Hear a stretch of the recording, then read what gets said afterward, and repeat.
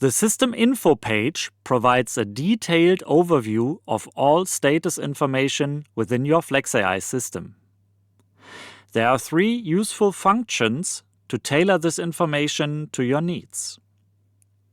First, you can choose whether each individual status should affect the overall system status.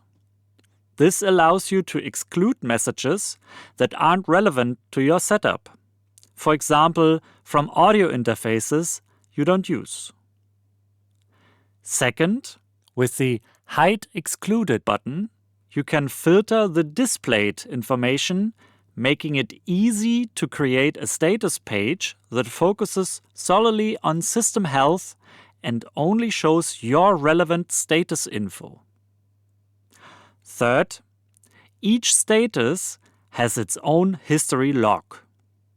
By clicking the Show History icon, you can see when a status changed, went bad, or returned to normal.